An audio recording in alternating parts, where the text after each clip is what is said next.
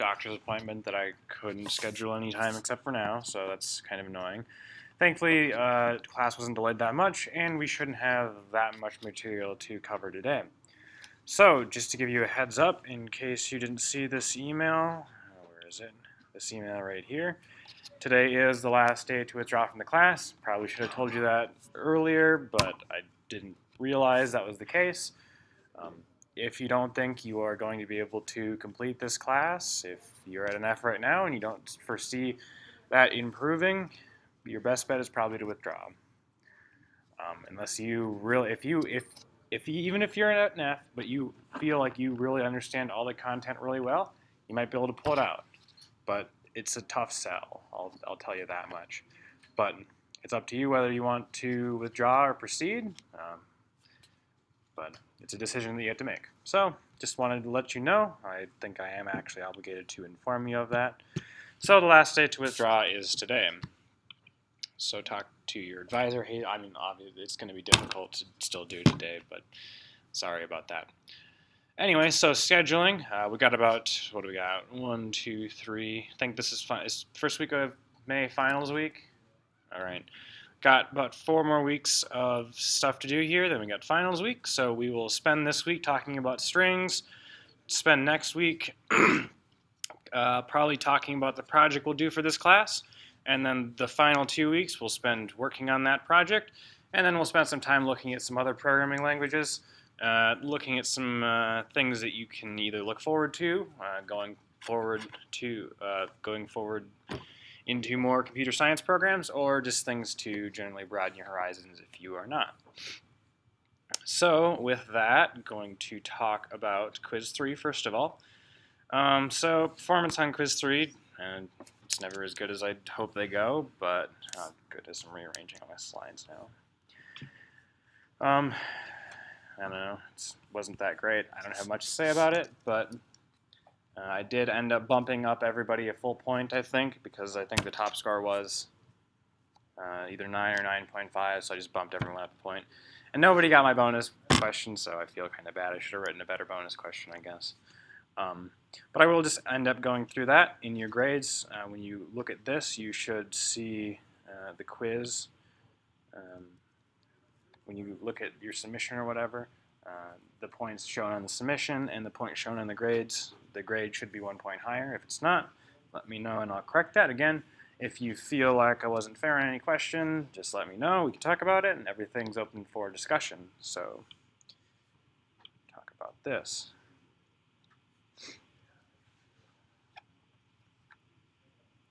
All right. So, what's wrong with this code?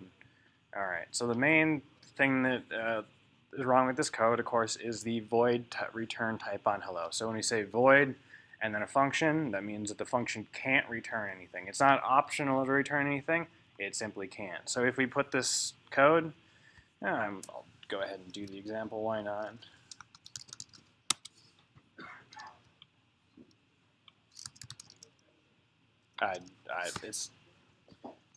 Yep, I'm going to do it. I'm going to do the example. Here we go.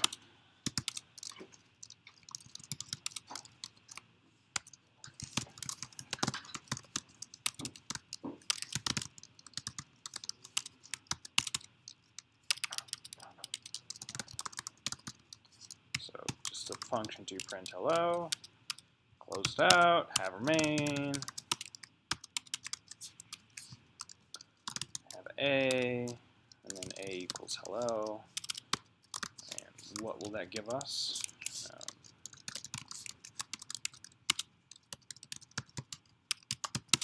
That will give us an error, and it will say void value not ignored as it ought to be. So we can never, ever, under any circumstances, ever assign a void function to a variable. It just does not work.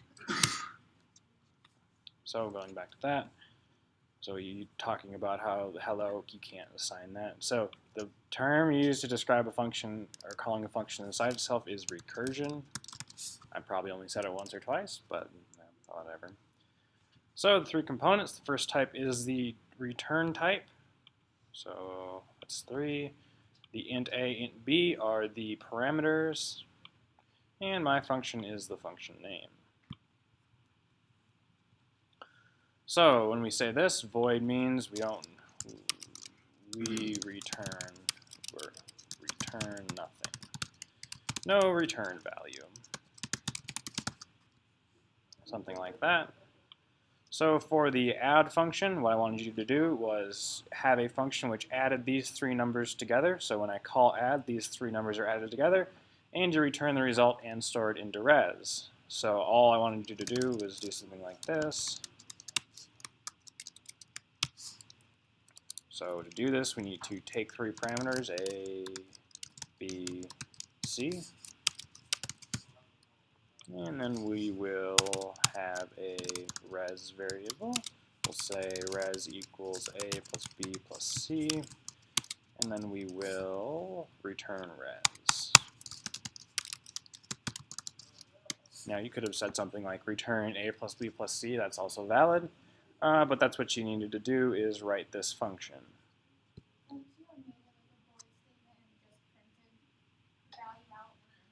No, so for the same reason this didn't work before with the, but again, the problem is, just like up here, you can't assign the value of a void function. So if you would have written it like this, if you would have said void add, and then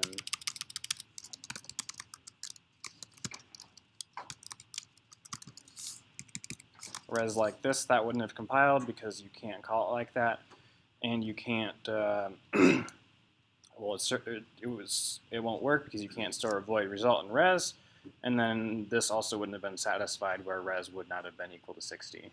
So the whole point of this is to do all of the operations without printing or without anything. So.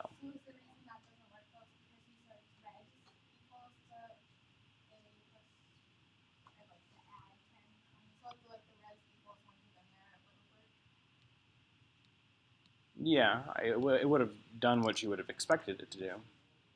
Again, you couldn't have, if you would have done something like this and had an int return type, even though you weren't actually doing anything, you could just had return 0. That's valid code, but it still doesn't accomplish the objective. So, all right, so what's wrong with this function? People got this mostly right. The data type that we're returning, so we're trying to return double A, does not match the declared return type, so can't return double with char.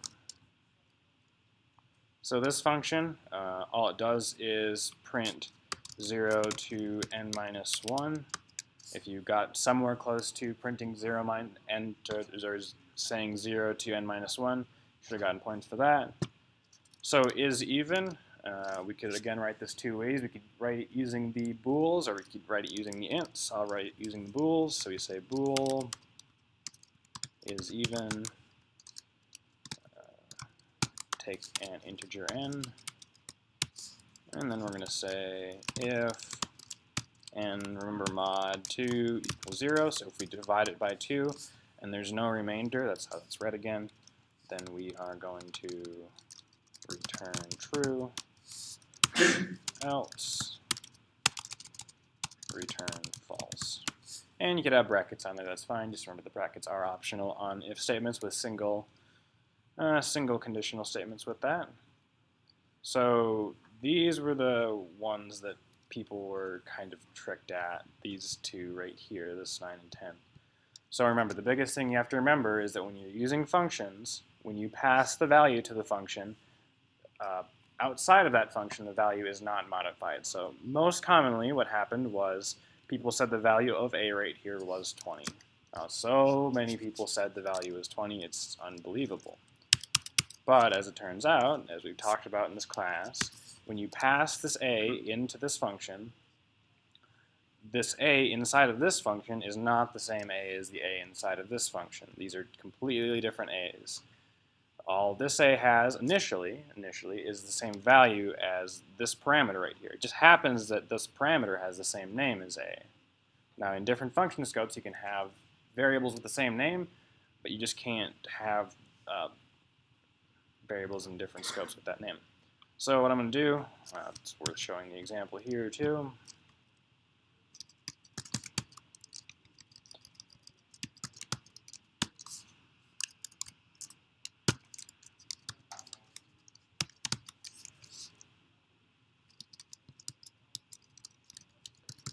And we'll just A, B.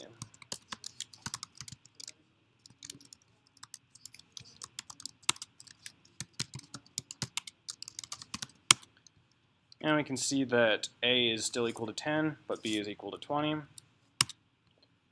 Again, because we are copying the value stored in this variable, passing it to the parameter to this function, creating a new variable named A. So again, those are two different things, this A here, that A there. And then we're storing the value in B. So the correct answer should have been 10. A was never actually changed inside main. So looking at question 10 here, so this is sub 10. This one people had better luck with because we're looking at the value of B. So the value of B here should have been 0. Just remember we're passing the value of A into sub 10. That's going to be assigned to this variable A, subtracting 10 from it, and then returning A. So we're returning the value from this function, storing it inside of B here, and then we're going to see what the value of B is right here at this line, and that turns out to be 0. Alright, so this is another one people had problems with. So remember, whenever we see a function like this, first thing you should ask yourself is, where is it? If you can't find it anywhere, then it doesn't work. So the main thing wrong with this code, well, the only thing actually wrong with this code, is that my function is not declared. Now, some of you might have said, program doesn't do anything. But a program not doing anything doesn't make it not correct. If I take this program, we'll just rewrite it over here. And we said int main. Literally just int main and nothing else. We do get this warning for not returning, but remember warnings still generate a program. So even though this program doesn't actually do anything, it's still a valid program. It still compiles. It still does what it's expected to do. So let's say we have this go here. Again, empty function, perfectly valid.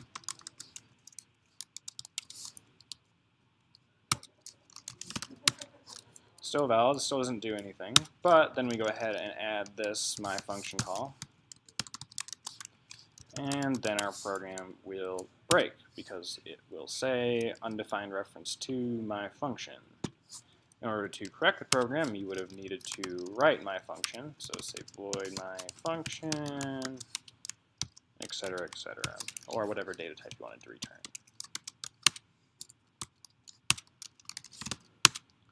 And there you go, that's a valid program. So that's what I was expecting to see there, is you talking about how this my function doesn't actually exist anywhere. So, any questions, anything you want to talk about with the quiz? All right, so we are going to move on to our final book content. So I did ask you to read chapter 7 for this week. So chapter 7 is all about strings. So one of the data types that I left off, actually I have one more piece of content to cover here first. So we've talked about this kind of static initialization of arrays where you can just put the values inside of brackets like this. One of the other things you can do is actually leave off the number right here and just put the data values you want inside the brackets. And the compiler will automatically allocate the space for as many elements as you specify inside of the brackets right here, as long as you want. So you can leave off this if you specify this. Just note of that. But if you need to find the size of the array using this method, you could say size of my array, because the compiler keeps track of what's going on. So I'll just show you how that works really quick.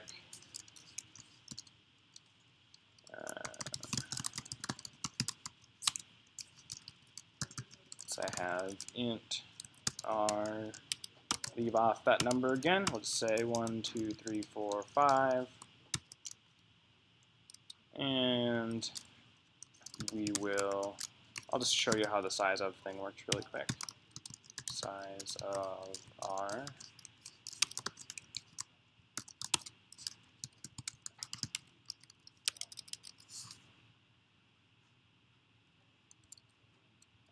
You could use it in other contexts, not necessarily for printing.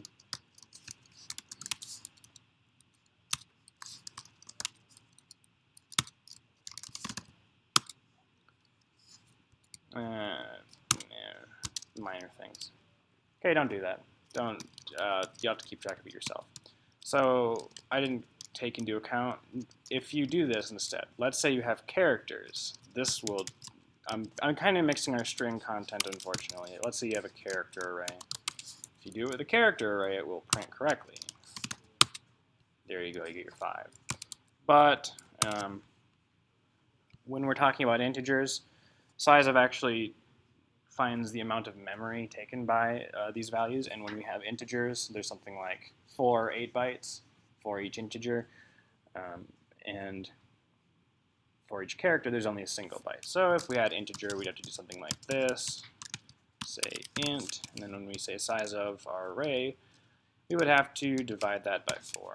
You don't really, again, I just wanted to show you this. If you see this code out in the wild, so you kind of know what's going on. Now we got 5, so you'd have to take the total amount of memory occupied, so this would get you the total amount of memory occupied, and then divide it by 4. But you don't actually ever need to do that. But if you see something like this going on, just remember that. You can leave off this if you want to. All right, so that was kind of a side thing. So talking about strings. So one of the things we didn't talk about was characters at all when we were doing our arrays. So we could have a character array, just like we could have any other array. So just like that, and so on and so forth. So when we're doing things like this, we could do it the tradition, or we could do it this way. Remember, we could say A, B, C, so on and so forth like that. That's valid. We could also say R at position 0 equals A, and so on and so forth, like we've talked about before with the other arrays. Yeah. So we can do that. Why we care is C doesn't actually have any real type for strings. So in a lot of languages that you'll come across nowadays, they will have something like a string data type. So maybe if you were in, let's say, I don't know, Java, you'd say string A equals ASDF. And that would be valid syntax. But right now in C, that's not what we can do. We can only have arrays of characters. And so the way that we represent strings in C is with an array of characters. So in C, when we say string, what we really mean is an array of characters. So let's say this is what we are going to look at, very similar to our other array representation, where we have each position starting at 0, 1, 2, 3, 4, as long as it is, has an individual letter. We could also declare a string without any content. So we could just say char char my string 5, and that would allocate us 5 positions to use at some point. So yeah, so looking at that, when we have a string, probably seen this in the text. I don't really like how they do all their string stuff. That's one of my annoyances, but you've probably already seen this. So let's say we have, that's not what I want. Let's say we have str here, and then we'll say hello world. And then what we can do is say printf %s str. So %s is a new thing that we have. So when we say %s, it will take this variable and it will print all of the characters inside of it. And I'll return 0.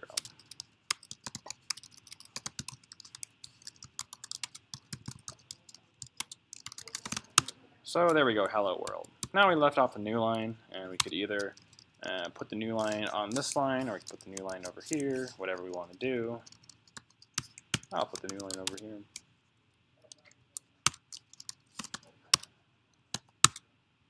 Hello world.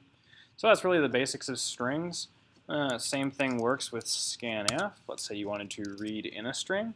So we've got this str right here. It's got content right now, but we can actually overwrite it. So we can say scanf %s, and then str. So one thing you'll note here is that we do leave off the ampersand. Just like when we're thinking about functions, remember we talked about how we can pass arrays to functions and modify them inside the functions. Think about that when you're saying scanf. Normally, basically when you put an ampersand on a variable, it means you can modify it inside the functions. You have to change certain things around with your function, so don't take that as a generalization. But just remember that if you're using %s, you can leave off the ampersand on your str, or your character variable, or whatever it may be. So I'll just say ASDF, and we can see that was read into str and then printed as ASDF. All right. So where am I at here? So one thing that is different about strings, C character arrays, versus any other data type is that when we have a string, we have something called a null terminator at the end. So when we say that strings in C are null terminated, that means that the last value is set to the literal value 0. So we can terminate a string by saying whatever position and then /0. So the last position in your string should have a /0 at the very end. When you're using functions like scanf, what it will do is it will read the input you type on the keyboard and automatically put a /0 at the end. So this isn't, when you say something like this, there is also automatically a /0 put at the end. So you say /0 right at the end there. That's implicit when you have something in double quotes inside your code. There's automatically a 0 put at the end. So what does that mean we can do? Let's go ahead and manipulate this a little bit. So remember right now, when we pass our str into printf, it will, basically what it will do is it will print until it hits that /0, which is again implicitly there. But let's say we want to stop the printing at a certain point. So what we can do is let's just replace this space with a \0, which will null terminate our string. So we'll look at position 0, 1, 2, 3, 4, 5. So right here at position 5, what we're going to do is add a null terminator character. So \0. And now when we run the code the second time, what's going to happen is we should see only hello being printed. Yep, so again, think about there being an invisible null terminator at the end here, which signals that the end of the string has been reached. And now that we put that null terminator right here where the space used to be, now we only print up to hello. So one thing that we need to keep in mind is that when we are creating strings which don't have, let's say we have a character array of 20, when we declare it like this, there's no null terminator at the end by default. So if we were to say str at position 0 equals A, str at position 1 equals B, when we go ahead and print this, we might get lucky and there might be a 0 leftover memory from something else. But what's probably going to happen is we're going to get some garbage at the end there. So what's going to happen is when we are printing a string, basically the way it goes is think of the loop as being like this. I'll write out a simple print loop. And we will take a array as a parameter. So think of it like this. We have an index, and we have a while loop. So in that while loop, what we're going to say is while I is not equal to \0, we are going to print a single character, or sorry, our at position I equals 0. And my typing here is a little off. So we would say %c, and then r at position I. And then close my parentheses right, and increment I by 1. So what this loop is going to do is going to go through increment I a bunch of times. As soon as we get to a position that is equal to 0, or this \0, our loop is going to stop. We're going to stop printing. And normally, remember, if we have a normal string like this, let's declare it like that, where we have these double quotes inside of our source code. Remember, there is also going to be that \0 at the end by default. But again, if we have a string like this, there is no 0 at the end by default. We might get lucky. There might be a 0 in memory somewhere that we hit, but it's not guaranteed. Let's run it again, see if we get some other random values that were left over in memory. And it's still at whatever. But just keep that in mind. So in order to do this properly, what we need to do is we need to say stir at position 2 equals \0. And what that will do is it will put that null terminator at the end. So now when we run it, we don't get that @ sign that was left over in memory from some other operation. It's processed correctly. So remember, this is when you're saying something like printf %s and then passing in your string, or your character array, as we call them, the logic is very similar to this. It's just going to go through, it's going to print each character, and so long as that character is not a null terminator, so we call this the null terminator again, null terminator 0, something like that.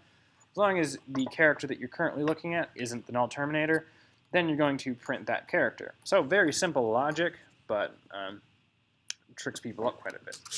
So something you might want to do, I don't know, it's up to you, is instead of not initializing it, you could theoretically initialize your entire string to be 0 when you start out with. So theoretically, when I run this, when I compile it again, that's also another way to get around it. So you can see we have that AB there, no @ sign anymore, no extra garbage left over in memory. So that's kind of one approach that you could take.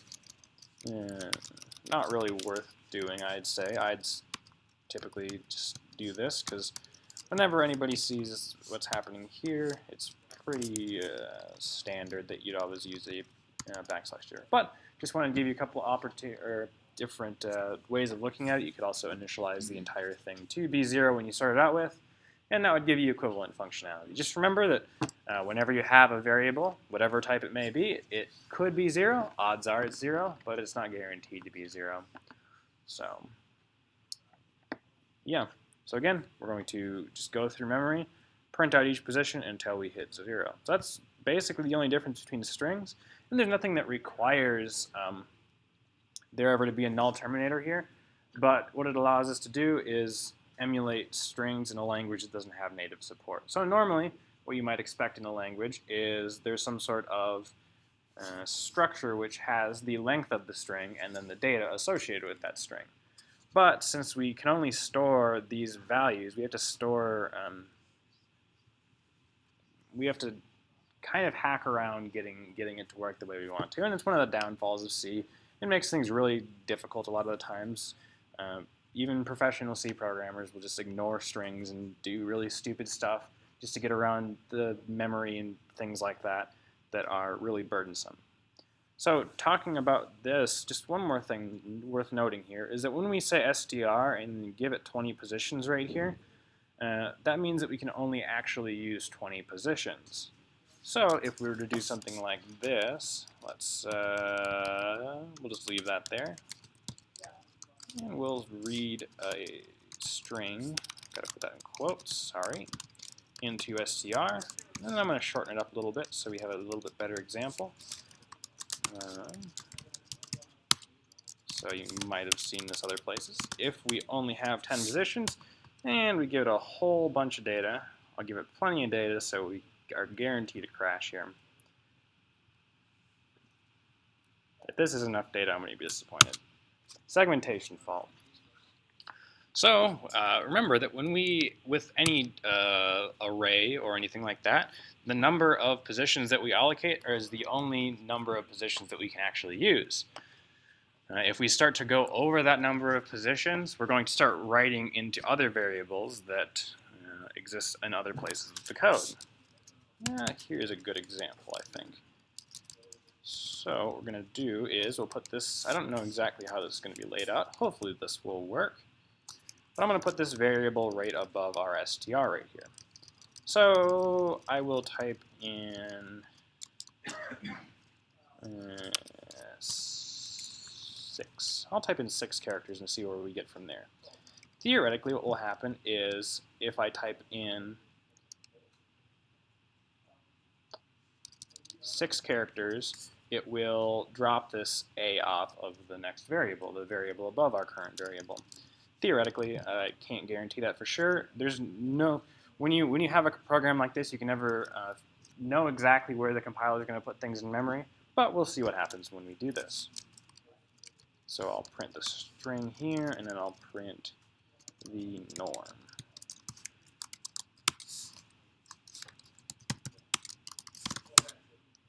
So we'll say ASDF. This should work. We have 5 positions. So again, when we're typing in with scanf, we need to account for the additional null terminator at the end that's always appended. Did I say things wrong? Oh, I typed in ASDF and I already had ASDF. Okay. So we'll do a. That's our example. There we go. So there's a. We're printing that. We're printing. So this is norm that we typed, or we wrote into str. We're printing norm down here. So let's do this again. Let's say 5 A's. Yeah, not quite. There might be some slack space in the middle. This is hacking, by the way. I'm just saying. So anyway, there. We finally got to the point where we got to memory. So this is str right here, and this is norm. So we actually overrode the value of norm with our other variable. So that's really what happens is when you allocate space for something, the compiler might move things around, it might rearrange things in memory so they're not adjacent to each other perfectly. But what's going to happen is if you continue writing outside of the bounds that you get to, you'll first override the functions, and then you'll get to the point where we're actually overriding, the variables. You'll first overwrite the variables, and then you get to the point where you're actually overriding functions. So things really, really break after a while. So just keep that in mind when you are working with a character array. You need to keep track of how big it is. So one of the ways, the brute force way to get around this in C is just allocate a bunch of space. So you can just have as much space as you want to. And there's nothing specifically wrong with that, and that's really all we'll get to in this class is if you're going to take a bunch of input, then you should just allocate a really big string so you can always have enough space to put your stuff. But later on in 250 or something, you talk about how you can dynamically increase the amount of memory you can get inside of your character arrays. So, I don't know if we don't have enough time to talk about that today. I'll talk about that on Thursday. So, null terminator, we talked about that. Talked about printing, use %s. Null terminator, this is our algorithm. We talked about that. So, it's just going to continue printing characters until it reaches a null terminator. And then building strings. So we can set individual characters. Just remember, do not forget or override the null terminator.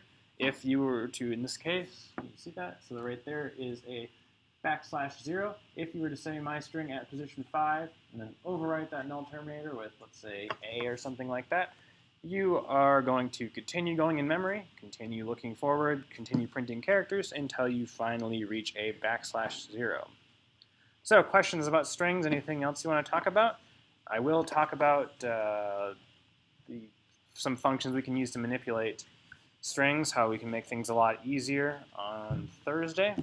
But that's all you really need to know for strings right now. Anything you want me to talk about, really? All right, so I'll admit this assignment, it usually doesn't go well. We'll do it again anyway. Well, again, from the last class, I'll repeat it for this class. So what we're going to do is create 2 character arrays, so strings, we'd say, of size 5. And we're going to read 4 character values from the user in a loop and store them inside of those arrays.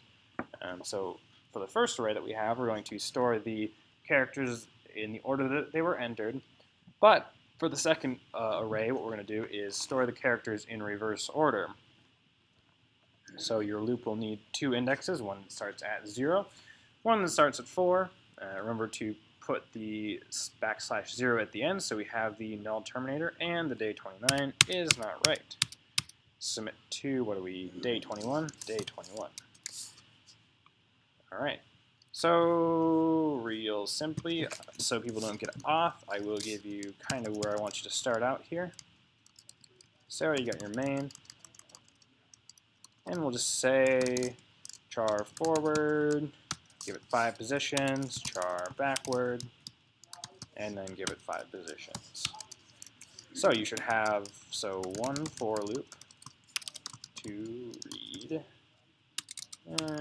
just one single for loop to read everything. You'll need a couple indexes.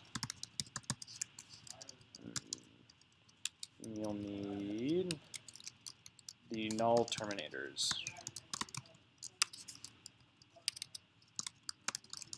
Null terminator statements at the end there. So I will try and drag this over here so you can see everything all at once. So that was our kind of loop. So remember, those are just int I and j, whatever you want them to be. And then one for loop to read everything. So you should have just one single for loop. You're just reading characters once. The same characters that you read in that loop go into forward and backward. The only difference, again, is the forward characters start at 0, the backward characters start at 4, and then I guess you should also finally print at the end with %s. All right, any questions? All right then, so I'll leave you to it. Feel free to call me over at any time if you want to talk about any of the other assignments we've been working on or anything else. I'm just here for the resource, I guess.